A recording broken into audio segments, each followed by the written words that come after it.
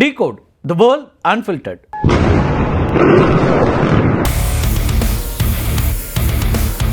மத்திய கிழக்கில் இருக்கக்கூடிய அமெரிக்க ராணுவ தளங்கள்ல இருந்தும் போர் விமானங்கள் ஈரான் மீது குண்டுமழை பொழிஞ்சிட்டு இருக்காங்க.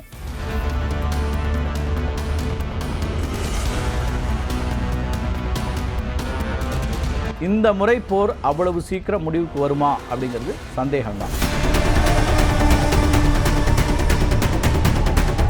Lay down your weapons and have complete immunity, or in the alternative, face certain death.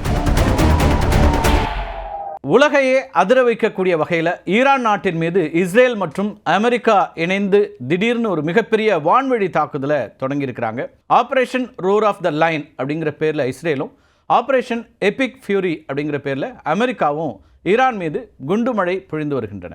ஈரானுடைய அணு ஆயுத திட்டத்தை கட்டுப்படுத்துறதுக்கு அமெரிக்கா நடத்திய பேச்சுவார்த்தைகள் இருக்கு இல்லையா, அது எந்த முடிவும் எட்டப்படாமல் தோல்வியில் முடிஞ்ச நிலையில் தான் இது நடக்குது.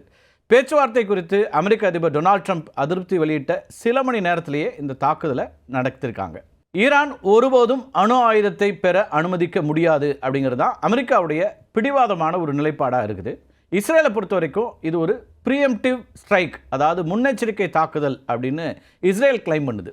இஸ்ரேல் மேலே ஈரான் ஏவுகணை மற்றும் ட்ரோன் தாக்குதல்களை நடத்த திட்டமிட்டிருப்பதா புலனாய்வு தகவல்கள் கிடைச்சதா இஸ்ரேல் ஒரு கிளைம் சொல்கிறாங்க. அந்த ஆபத்தை தடுக்கிறதுக்கு தான் தாக்குதலை நாங்கள் முன்கூட்டியே தொடங்கிட்டோம் அப்படின்னு ஒரு விளக்கத்தை சொல்கிறாங்க இஸ்ரேல். ஈரானுடைய முக்கிய நகரங்கள் காலை முதலே குண்டுகளால் அதிர்கின்றன அப்படின்னு தான் சொல்லணும்.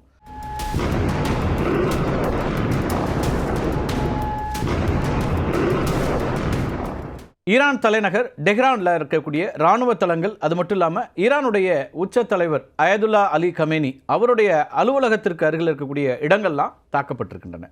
இஸ்ஃபஹான், கோம், கராச், கெர்மான்ஷா அப்படின்னு முக்கியமான நகரங்களில் இருக்கக்கூடிய ஏவுகணை உற்பத்தி தளங்களை குறிவச்சு தான் இந்த தாக்குதல்கள் நடத்தப்படுகின்றன. இஸ்ரேல் தன்னுடைய அதிநவீன F-35 அதீர் அப்படிங்கிற இந்த விமானத்தை தாக்குதலுக்கு பயன்படுத்திட்டு இருக்குது. ஈரானுடைய வான் பாதுகாப்பு அமைப்புகளுக்கு தெரியாமல் உள்ளே நுழைந்து தாக்குதல் நடத்துறதுக்கு தான் இந்த வகை விமானங்கள் பயன்படுத்தப்படுகின்றன. அதிகப்படியான குண்டுகளை சுமந்து சென்று இலக்குகளை துல்லியமாக தாக்கக்கூடிய F-69 சுஃபா அப்படிங்கிற விமானங்களையும் இஸ்ரேல் பயன்படுத்துது. வான்வெளி பாதுகாப்பை உறுதி செய்யவும் ஈரானிய போர் விமானங்களை எதிர்கொள்றதுக்கும் உலகின் மிகச்சிறந்த போர் விமானமாக கருதப்படக்கூடிய F-22 ராப்டர் விமானங்களை அமெரிக்கா களத்தில் இறக்கியிருக்கு. இஸ்ரேலிய விமானங்களோடு இணைந்து அமெரிக்காவுடைய F-35 லைட்னிங் 2 விமானங்கள் ரகசிய தாக்குதல்களை நடத்திட்டு இருக்காங்கிறது தான் வரக்கூடிய செய்திகளாக இருக்குது. ஈரானுடைய நிலத்தடி அணுசக்தி மையங்களை தாக்கக்கூடிய திறன் கொண்ட பிரம்மாண்டமான B-21 ரைடர், அது மட்டும் இல்லாமல் B-2 ஸ்பிரிட் பாம்பர் விமானங்களை பயன்படுத்துறதுக்கு அமெரிக்கா திட்டமிட்டிருக்கிறது அப்படிங்கிறது தான் அங்கிருந்து வரக்கூடிய செய்திகளாக இருக்குது. குறிப்பாக வளைகுடா நாடுகளை உன்னிப்பாக கவனிக்கக்கூடியவர்கள் சொல்லக்கூடிய செய்தியாக இருக்குது. மத்திய கிழக்கில் இருக்கக்கூடிய அமெரிக்க இராணுவ தளங்கள்ல இருந்தும் போர் விமானங்கள் ஈரான் மீது குண்டுமழை பொழிஞ்சிட்ருக்காங்க. அமெரிக்கா தன்னுடைய 2 பிரம்மாண்ட விமானம் தாங்கி போர்க்கப்பல்களை இந்த போரில் ஈடுபடுத்தி இருக்குது. USS ஜெரால்ட் ஆர் ஃபோர்ட், அதே போல் USS ஆப்ரஹாம் லிங்கன், இந்த கப்பல்கள் இருந்து தான் சூப்பர் ஹார்னட் போர் விமானங்கள் தொடர்ந்து ஏவப்பட்டு இருக்கின்றன. இது மட்டும் இல்லாமல் கடலில் இருக்கக்கூடிய போர்க்கப்பல்கள், அது மட்டும் இல்லாமல் நீர்மூழ்கி கப்பல்களில் இருந்து டொமாக் ஏவுகணைகளும் ஈரானுடைய ஏவுகணை தளங்களை நோக்கி வீசப்படுகின்றன. முதல் கட்டமாக ஈரானுடைய ரேடார் நிலையங்கள், அது மட்டும் இல்லாமல் S-300 வான் பாதுகாப்பு ஏவுகணைகளை அழிப்பதற்காக எலக்ட்ரானிக் வார்ஃபேர், அது மட்டும் இல்லாமல் ட்ரோன்களை பயன்படுத்தி இருக்கிறாங்க. அதுக்கு பிறகு தான் போர் விமானங்கள் உள்ள நுழைஞ்சு முக்கியமான இலக்குகளை எல்லாம் தாக்கி இருக்கின்றன. தாக்குதல் தொடங்கின உடனேயே அந்த நாட்டினுடைய உச்ச தலைவராக இருக்கக்கூடிய அயதுல்லா அலி கமேனி டெஹ்ரானில் இருக்கக்கூடிய அவருடைய அதிகாரப்பூர்வ இல்லத்திலிருந்து வெளியேற்றப்பட்டு ஈரானுடைய மிகவும் பாதுகாப்பான நிலத்தடி பதுங்கு குழிக்கு மாற்றப்பட்டிருக்கிறதா ஈரானிய ஊடகங்கள்லாம் தெரிவிக்கின்றன. இஸ்ரேல், அது மட்டும் இல்லாமல் அமெரிக்காவினுடைய வான்வழி தாக்குதலுக்கு ஈரானும் தன்னுடைய இராணுவ வலிமையை பயன்படுத்தி மிக கடுமையான பதிலடியை தொடங்கியிருக்குது. ஈரானுடைய புரட்சிகர காவல்படை இஸ்ரேலை நோக்கி நூற்றுக்கணக்கான பாலிஸ்டிக் ஏவுகணைகள், அது மட்டும் இல்லாமல் தற்கொலைப்படை ட்ரோன்களை ஏவியிருக்காங்க. ஈராக், அது மட்டும் இல்லாமல் சிரியாவில் இருக்கக்கூடிய அமெரிக்க இராணுவ தளங்கள் மீது ஈரானுடைய ஆதரவு பெற்ற அமைப்புகள் ஏவுகணை தாக்குதல்களை தொடங்கியிருக்கிறாங்க. ஐக்கிய அமீரகத்தில் இருக்கக்கூடிய அமெரிக்க இராணுவ தளமாக இருக்கக்கூடிய அல் தஃப்ரா இந்த ஏர்பேஸ் இருக்கு இல்லையா, அதுபோல முக்கியமான பாதுகாப்பு மையங்களை இலக்காக கொண்டு தான் ஈரானுடைய பாலிஸ்டிக் ஏவுகணைகள் இப்போ தொடர்ச்சியாக ஏவப்பட்டிருக்கின்றன. இடைமறிக்கப்பட்ட ஏவுகணையுடைய சிதறல்களில் அபுதாபியில் இருக்கக்கூடிய ஒரு குடியிருப்பு பகுதியில் விழுந்ததில் ஒருத்தர் உயிரிழந்ததா அமீரக பாதுகாப்பு அமைச்சகம் உறுதிப்படுத்தியிருக்குது. இதனால் சவுதி அரேபியா, கத்தார் உள்ளிட்ட நாடுகளுக்கும் ஈரானுக்கு எதிராக திரும்பி இருக்கக்கூடிய ஒரு சூழலை பார்க்குறோம். தாக்குதல் குறித்து ஈரான் ராணுவம் வெளியிட்டிருக்கக்கூடிய அதிகாரப்பூர்வ அறிக்கை இருக்கு இல்லையா, அதில் என்ன சொல்கிறாங்க அப்படின்னா, தங்களுடைய நாட்டின் இறையாண்மையின் மீது கை வைத்த குற்றவியல் எதிரிகளுக்கு கிரஷிங் ரெஸ்பான்ஸ் கொடுக்கப்படும் அப்படிங்கிற ஒரு எச்சரிக்கையை கொடுத்துருக்குறாங்க. ஈரான் தன்னுடைய வான்வெளியை முழுமையாக மூடியிருக்கிறதோட தன்னுடைய எல்லை பகுதிகளில் போர் தயார் நிலையை அறிவிச்சிருக்கிறாங்க. டெல் அவீவ் அதேபோல் ஜெருசலம் பகுதிகளில் இஸ்ரேலுடைய வான்வழி பாதுகாப்பு அமைப்புகளாக இருக்கக்கூடிய அயன்டோம், அதை பற்றி நிறைய நம்ம டீகோட் பகுதியில் பேசியிருக்கிறோம். அதேபோல் ஆரோ ஈரானுடைய ஏவுகணைகளை இடைமறித்து அழித்து வருகின்றன. இஸ்ரேலுடைய வான்வழி பாதுகாப்பு அமைப்புகள் தான் இந்த அயன்டோமும் ஆரோவும்.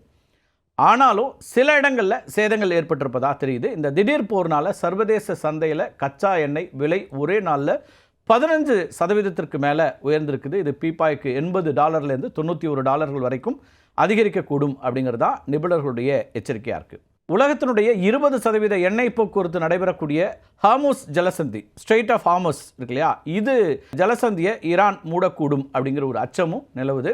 அப்படி நடந்துச்சுன்னா உலகளாவிய எரிசக்தி விநியோகம் முற்றிலுமாக முடங்கக்கூடிய ஒரு அபாயம் இருக்குது. அமெரிக்காவுடைய டவ் ஜோன்ஸ், அதேபோல் இந்தியாவோட சென்செக்ஸ், நிஃப்டி உள்ளிட்ட உலக நாடுகளுடைய அனைத்து பங்கு சந்தைகளும் கடுமையான சரிவை சந்தித்திருக்கின்றன. போர் சூழலில் முதலீட்டாளர்கள் பாதுகாப்பான முதலீடாக கருதப்படக்கூடிய தங்கத்தை நோக்கி திரும்புறதுனால தங்கம் விலை சர்வதேச சந்தையில் புதிய உச்சத்தை தொட்டிருக்கிறது. நாம் கடந்த 3 மாதமாகவே ஒவ்வொரு நாளும் புதிய உச்சத்தை தொட்ட தங்கத்தின் விலை அப்படின்னு சொல்லிட்டு இருக்கிறோம். இப்போ இந்த போர் வந்ததுனால இன்னும் கூடுதலான விலைக்கு தங்கத்தினுடைய விலை நகர்கிறது. தாக்குதலுக்கு பிறகு ஈரானுடைய இணைய சேவை, இன்டர்நெட் சர்வீசஸ் இருக்கு இல்லையா, அதுவும் தகவல் தொடர்பும் 96% வரைக்கும் முடக்கப்பட்டிருக்கின்றன. இதனால் அங்கே நடக்கக்கூடிய முழுமையான சேத விவரங்கள் அப்படிங்கிறது வெளிவரதில் தாமதம் ஏற்பட்டிருக்கிறதுங்கிறதையும் நம்ம இங்கே பார்க்க வேண்டியிருக்கு. ஈரானிய புரட்சிகர காவல்படையினுடைய முக்கியமான தளங்கள் தாக்கப்பட்டதில் ஆயிரக்கணக்கான வீரர்கள் கொல்லப்பட்டிருக்கலாம் அப்படிங்கிறது முதற்கட்ட தகவல்களாக வந்து கொண்டிருக்கின்றன. அதே போல் பள்ளி ஒன்றின் மீது நடத்தப்பட்ட தாக்குதலில் 40 மாணவிகள் கொல்லப்பட்டிருப்பதாகவும் கூறப்படுகிறது. இதெல்லாம் இன்னும் உறுதிப்படுத்தப்படணும். ஏன்னா அங்கிருந்து வரக்கூடிய தகவல்கள் ரொம்ப ஃபில்டராகி தான் வந்துட்டு இருக்குது. ஈரான், இஸ்ரேல், லெபனான், அதே போல் ஈராக் நாடுகள் தங்களுடைய வான்வெளியை முழுமையாக மூடிட்டாங்க. இதனால் இந்தியா உட்பட பல நாடுகளிலிருந்து ஐரோப்பா செல்லக்கூடிய விமானங்கள் பாதியிலேயே திருப்பிவிடக்கூடிய ஒரு சூழல் ஏற்பட்டிருக்கு. அமெரிக்கா தொடங்கியிருக்கக்கூடிய ஆப்ரேஷன் எபிக் ஃபியூரி வெறும் இராணுவ தாக்குதல் மட்டும் இல்லாமல் ஈரானில் ஆட்சி மாற்றத்தை ஏற்படுத்துவதையும் முக்கிய நோக்கமாக கொண்டிருப்பதாக அமெரிக்க அதிபர் டொனால்ட் ட்ரம்ப் சொல்லியிருக்கிறார். தாக்குதல் தொடங்கிய சில மணி நேரங்களிலேயே அதிபர் ட்ரம்ப் தன்னுடைய சமூக வலைத்தள பக்கத்தில் ஒரு வீடியோவை வெளியிடுறாரு. அதில் ஈரானிய மக்களே, உங்கள் அரசாங்கத்தை கைப்பற்றுங்கள் அப்படின்னு நேரடியாக ஈரானிய மக்களை புரட்சியில் ஈடுபடுறதுக்கு தூண்டுறாரு. ஈரானுடைய தற்போதைய தலைமை இருக்கிற வரைக்கும் அணு ஆயுதம் தயாரிப்பதை தடுக்க முடியாது அப்படிங்கிறது தான் அமெரிக்காவுடைய நம்பிக்கையாக இருக்குது. அதனால் அங்கே ஒரு ஆட்சி மாற்றத்தை ஏற்படுத்தணும்னு அமெரிக்கா தொடர்ச்சியாக முயற்சித்துட்டு இருக்காங்க. அமெரிக்காவுக்கு சார்பான ஒரு புதிய ஆட்சியை உருவாக்குவது அப்படிங்கிறது தான் நிரந்தர தீர்வாக இருக்கும்னு அமெரிக்கா நினைக்குது. குறிப்பாக அதிபர் டொனால்ட் ட்ரம்ப்பும் நினைக்கிறார். 2025 பிற்பகுதியிலிருந்து ஈரானில் பொருளாதார சீரழிவு, அது மட்டும் இல்லாமல் மனித உரிமை மீறல்களுக்கு எதிரான போராட்டங்கள் நடந்து வருகின்றன. இதையும் நம்ம பார்த்துருக்குறோம். இந்த போராட்டக்காரர்களுக்கு அமெரிக்கா இராணுவ தாக்குதல் மூலமாக வெளிப்புற ஆதரவை வழங்கி போராட்டத்தை புரட்சியாக மாற்ற திட்டமிட்டிருக்கிறது அப்படிங்கிற ஒரு பார்வையை முன்வைக்கப்படுது. ஏற்கனவே அங்கே இருக்கக்கூடிய மக்கள் அங்களுடைய அரசாங்கத்திற்கு எதிராக போராட்டங்களை நடத்தி கொண்டிருக்கிறார்கள். ஏன்னா அங்கே ஒரு எக்கனாமிக் கிரைசிஸ் ஏற்பட்டிருக்கு. அதை ஒட்டி தான் நிறைய போராட்டங்கள் நடக்குது. இந்த போராட்டத்தை அரசாங்கத்துக்கு எதிரான புரட்சியாக மாற்றுவது அப்படிங்கிறது தான் அமெரிக்காவுடைய ஒரு திட்டமாக இருக்குன்னு அரசியல் நோக்கர்கள் பார்க்குறாங்க. இஸ்ரேல் பிரதமர் பெஞ்சமின் நெத்தன்யாகு இருக்கார் இல்லையா, இவர் என்ன பண்ணுறாருனா ஈரானில் ஆட்சி மாற்றம் வர வேண்டும் அப்படிங்கிறத தொடர்ச்சியாக வலியுறுத்திட்டு இருக்கிறாரு. ட்ரம்ப் யாரை மனசில் வச்சுட்டு ஆட்சி மாற்றத்துக்கு திட்டமிட்டு வருகிறார் அப்படிங்கிற ஒரு கேள்வி உங்களுக்கு எழலாம். அதிபர் ட்ரம்ப் ஈரானில் ஆட்சி மாற்றத்தை வலியுறுத்தும் போது அவர் விருப்ப தேர்வாக இருக்கிறது ஈரானுடைய முன்னாள் இளவரசர் ரெசா பஹ்லவி. யார் இந்த ரெசா பஹ்லவி அப்படிங்கிற ஒரு கேள்வி உங்களுக்கு எழலாம். 1979ஆம் ஆண்டு ஈரானிய புரட்சிக்கு முன்பு அந்த நாட்டை ஆண்ட கடைசி மன்னர் பேர் முகமது ரெசா பஹ்லவி. அவருடைய மூத்த மகன் தான் இந்த ரெசா பஹ்லவி. இப்போ அவர் அமெரிக்காவில் வசிச்சிட்ருக்கார். February 13, 2026 அன்றைக்கு ட்ரம்ப் அளித்த ஒரு பேட்டியில் ஈரானில் ஆட்சி மாற்றம் ஏற்படுவது அப்படிங்கிறது மிகச்சிறந்த விஷயமாக இருக்கும் அப்படின்னு ஒரு குறிப்பை சொல்கிறாரு. நேரடியாக பஹ்லவியோட பேர் அவர் குறிப்பிடல, ஆனாலும் திறமையான நபர்கள் இருக்கிறார்கள் அப்படின்னு சூசகமாக அவரோட பேரை சொல்கிறார். ஈரானில் தற்போது நடக்கக்கூடிய போராட்டங்களில் போராட்டக்காரர்கள் மன்னராட்சி காலமே சிறந்தது அப்படிங்கிற முழக்கங்களை வச்சுட்ருக்காங்க. இதையும் நம்ம கவனிக்க வேண்டியிருக்கு. அமெரிக்கா எந்த நேரத்தில் இப்படியான தாக்குதலை தொடங்கி இருக்கிறது அப்படிங்கிறதுக்கு பின்னணியாக இதையும் பார்க்க முடியும். இந்த போராட்டங்களை தனக்கு சாதகமாக பயன்படுத்துறதுக்கு அமெரிக்கா நினைக்குது. அமெரிக்கா பஹ்லவியை ஒரு ஜனநாயக முகமாக முன்னிறுத்த விரும்புது. அதாவது அவர் மன்னராக பொறுப்பேற்பதை விட ஒரு இடைக்கால தலைவராக இருந்து ஈரானில் தேர்தல்களை நடத்தி மேற்கத்திய நாடுகளுக்கு சார்பான ஒரு புதிய அரசை உருவாக்க வேண்டும் அப்படின்னு விரும்புகிறாரு ட்ரம்ப். எடுத்துக்காட்டாக வங்கதேசத்தை நம்ம சொல்லலாம். சமீபத்தில் வங்கதேசத்தில் ஷேக் ஹசீனாவுக்கு பிறகு இடைக்கால அதிபராக பதவியேற்ற முகமது யூனிஸ் இருக்கார் இல்லையா, தேர்தல் நடத்தி புதிய அதிபரை தேர்வும் செஞ்சுட்டாங்க. இதே பாணியை தான் ஈரானில் அமல்படுத்தணும் அப்படிங்கிற ஒரு திட்டத்தோடு இருக்கிறாரு ட்ரம்ப். கடந்த ஆண்டு ஜூலை மாதம் ஆப்ரேஷன் மிட்நைட் ஹேமர் அப்படிங்கிற பேரில் நடந்த போருக்கும் இப்போ நடக்கிற போருக்கும் மிகப்பெரிய வித்தியாசங்கள் இருக்கின்றன. இந்த முறை போர் அவ்வளவு சீக்கிரம் முடிவுக்கு வருமா அப்படிங்கிறது சந்தேகம்தான். அப்போ நடந்த தாக்குதல் ஒரு எச்சரிக்கை போல அமைந்துச்சு. ஈரானுடைய சில அணுசக்தி மையங்களை மட்டும் தாக்கிட்டு இஸ்ரேல் பின்வாங்கிட்டாங்க. அந்த நேரத்தில் 2 நாடுகளும் ஒரு வாரத்துக்குள்ள அமைதிக்கு திரும்பிவிட்டன. ஆனால் இந்த முறை அமெரிக்கா நேரடியாகவும் முழுமையாகவும் களமிறங்கியிருக்கு அப்படிங்கிறத நம்ம கவனிக்க வேண்டியிருக்கு. வெறும் எச்சரிக்கை அப்படிங்கிறதோடு நிற்காம இவங்களுடைய நோக்கம் என்பது ஈரானுடைய இராணுவ கட்டமைப்பை முற்றிலுமாக சிதைப்பதும் ஆட்சி மாற்றத்தை ஏற்படுவதும் தான் இவங்களுடைய இலக்கு அப்படிங்கிறத பார்க்கும்போது இந்த போர் அப்படிங்கிறது ஒரு நீண்ட நாட்களுக்கு நீடிக்கக்கூடியதாக மாறலாம்ங்கிற ஒரு அபாயம் ஏற்பட்டிருக்கு. ஈரானிய பிரச்சனையை நிரந்தரமாக முடிக்காமல் ஓய மாட்டேன் அப்படின்னு ட்ரம்ப் அறிவிச்சிருக்கிறாரு. கடந்த ஜூலையில் ஈரான் அண்டை நாடுகளை இந்த அளவுக்கு தாக்கலை. ஆனால் இன்றைக்கு அமீரகத்தின் மீது ஏவுகணை விழுந்திருக்கிறதுனால ஒட்டுமொத்த மத்திய கிழக்கையும் போருக்குள்ளே அது இழுத்திருக்குது அப்படின்னு தான் சொல்லணும்.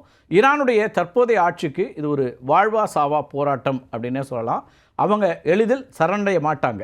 அதனால் போர் நீண்ட நாட்களுக்கு தொடரலாம் அல்லது ஒரு உள்நாட்டு புரட்சியாக மாறலாம் அப்படின்னு இந்த போரை உற்று நோக்கக்கூடிய சர்வதேச வல்லுநர்கள் குறிப்பிடுறாங்க. ஈரான் மீது நடத்தப்பட்டிருக்கக்கூடிய இந்த தாக்குதல் வெறும் 2 நாடுகளுக்கான இடையிலான மோதல் அப்படின்னு நம்ம சொல்ல முடியாது. இது ஒரு உலக பொருளாதாரத்தினுடைய நாடி துடிப்பையும் பல்லாயிரக்கணக்கான மக்களுடைய வாழ்வாதாரத்தையும் அச்சுறுத்தக்கூடிய ஒரு மாபெரும் சவாலாக மாறியிருக்கு அப்படின்னு தான் பார்க்க வேண்டியிருக்கு. ஒரு பக்கம் கச்சா எண்ணெய் விலை உயர்வுனால சாமானிய மக்களுடைய எரிபொருள் தேவையும் உணவுப் பொருட்களுடைய விலையும் விண்ணை தொட போகிறது. அமெரிக்கா வலியுறுத்தக்கூடிய ஆட்சி மாற்றம் ஈரானிய மக்களுக்கு சுதந்திரத்தை தருமா அல்லது அந்த நாட்டை மற்றொரு உள்நாட்டு போரின் இருளில் தள்ளுமா அப்படிங்கிறது காலத்தின் கைகள் தான் இருக்குங்கிறதா இப்போதைக்கு நம்ம பார்க்க வேண்டியதாக இருக்கிறது. இந்த போர் நீண்டு கொண்டே இருக்கக்கூடிய சூழலில் உலகம் முழுக்க இதனுடைய தாக்கம் நிச்சயமாக நேரடியாகவும் மறைமுகமாகவும் இருக்கும் அப்படிங்கிறது தான் கவலை தரக்கூடிய ஒரு செய்தி. மீண்டும் ஒரு காணொலியில் சந்திக்கலாம் நண்பர்களே. நன்றி, வணக்கம்.